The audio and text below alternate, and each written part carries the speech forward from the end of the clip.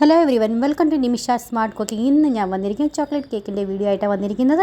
ഞാനാണെങ്കിൽ ക്രം കോട്ടും ഒന്നും കാണിക്കുന്നില്ല, ഐസിങ് മാത്രമേ കാണിക്കുന്നുള്ളൂ. അപ്പോൾ എപ്പോഴും ചോക്ലേറ്റ് കേക്ക് എങ്ങനെ റെഡിയാക്കുന്നത് ഞാൻ കാണിച്ചിട്ടുണ്ട്. അപ്പോൾ നിങ്ങളെ ഒത്തിരി കാണിച്ചിട്ടൊന്നും ബോർ ചെയ്യുന്നില്ല. അപ്പോൾ നമുക്ക് വീഡിയോയിലേക്ക് പോയാലോ.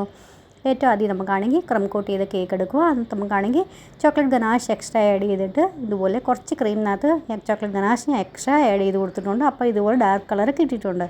അഥവാ നിങ്ങൾക്ക് ബ്രൗൺ കളർ ഉണ്ടെങ്കിൽ അങ്ങനെ ആഡ് ചെയ്യണമെങ്കിൽ അങ്ങനെ ആഡ് ചെയ്തിട്ടാണെങ്കിലും ചെയ്യാം കേട്ടോ. ഞാനാണെങ്കിൽ എക്സ്ട്രാ ചോക്ലേറ്റ് ഗനാഷ് ആഡ് ചെയ്തിട്ടാണ് ക്രീം റെഡിയാക്കി എടുത്തേക്കുന്നത്. പിന്നെ മേളത്തെ ക്രീമാണെങ്കിൽ നമ്മൾ നോർമൽ അകത്തൊക്കെ ക്രീം ചെയ്തേക്കുന്നത് വെച്ചാൽ ഗനാഷ് ഒഴിച്ച് അതുപോലെ തന്നെ നമ്മൾ ചെയ്തേക്കുന്നത് കേട്ടോ. അപ്പോൾ അതുകൊണ്ട് നന്നായിട്ട് നമുക്ക് ഇതുപോലെ ക്രീമൊക്കെ ഒന്ന് സ്പ്രെഡ് ചെയ്ത് കൊടുക്കാം. എവിടെയൊക്കെ എയർ ബബിൾസ് ഉള്ളതെന്ന് വെച്ചാൽ അവിടെ എല്ലാം എയർ ബബിൾസ് എല്ലാം കളഞ്ഞതിന് ശേഷം അവിടെയൊക്കെ ക്രീം ഇല്ലാത്ത എക്സ്ട്രാ ക്രീം ആഡ് ചെയ്തിട്ട് നമുക്ക് നന്നായിട്ടൊന്ന് ഫിനിഷിങ് ചെയ്തെടുക്കാം.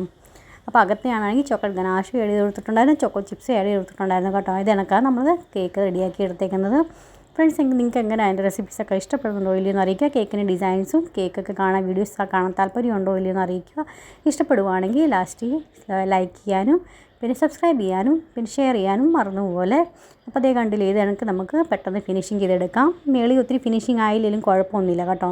നമുക്കാണെങ്കിൽ മേളിൽ കൂടെ ഗനാഷ് ഒഴിക്കാനുള്ളതാണ്. അപ്പോൾ അത് കാരണം കൊണ്ട് ഇനി നമുക്കാണെങ്കിൽ ബോർഡൊക്കെ നന്നായി ക്ലീൻ ആക്കിയതിന് ശേഷം ഒരു 15 മിനിറ്റത്തേക്ക് നമുക്കൊന്ന് ഫ്രിഡ്ജിലൊന്ന് സെറ്റ് ആവാനായിട്ട് വയ്ക്കാം.